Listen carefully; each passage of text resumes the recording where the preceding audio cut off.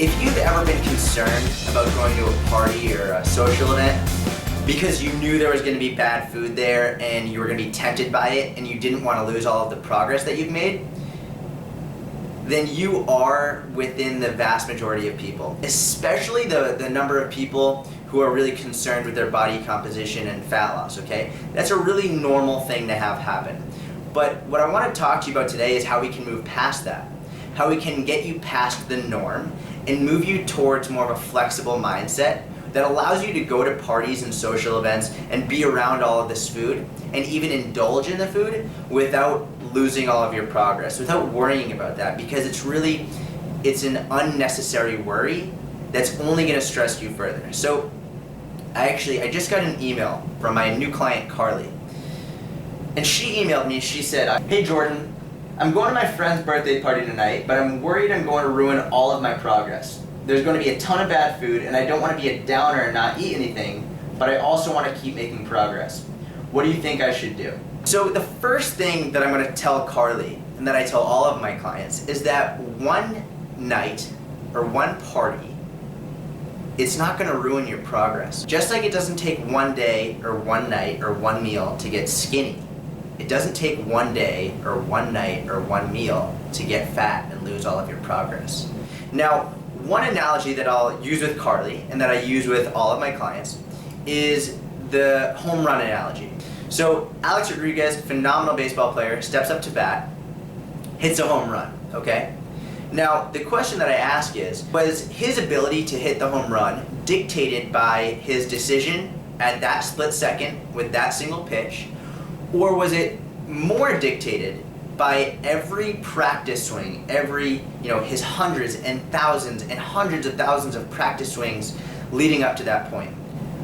That's what allowed Alex to hit that home run. It wasn't that single at bat that gave him all of a sudden that ability to do it. Everything he did leading up to that point got him to where he was. And that's where I like to think of the party as well. The party is mostly irrelevant. Everything you do leading up to the party it's going to dictate your progress. It's going to dictate your success. So rather than worrying about what you do at the party per se, why don't you first focus on what you're going to do before the party? Maybe you reduce your calories leading up to the party. If you have 2,000 calories for the day, maybe you only have 1,000 calories leading up to it, so now you have 1,000 calories to play with.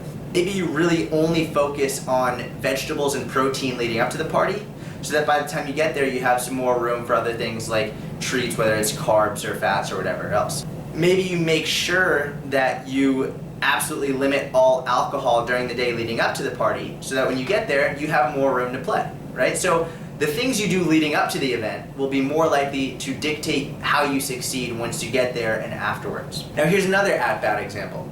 Let's say, it's a different scenario with Alex Rodriguez. Let's say he goes up to the plate and he strikes out.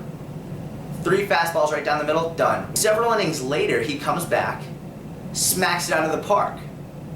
Now, this could have gone a couple ways. Alex could have went up to the plate and he could have been in his head and he could have been thinking, man, I really screwed up. Last time I struck out, I screwed everything up, I ruined everything, and then he could have struck out again and again and again.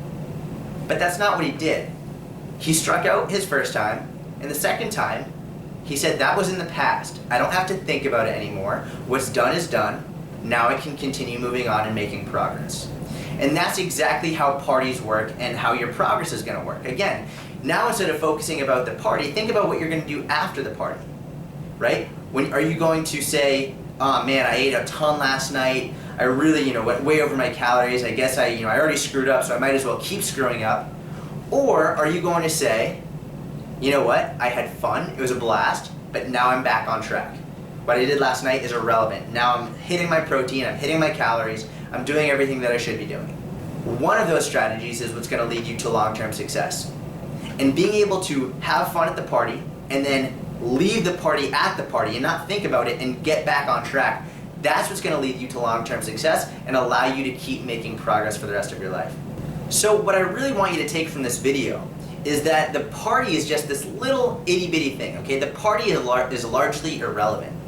As long as you're on point leading up to the party, and then as soon as the party's over, you get right back on track, what you do at the party is going to have little to no significance to your long-term progress. Think about that. Change your perspective. Before and after is what really matters.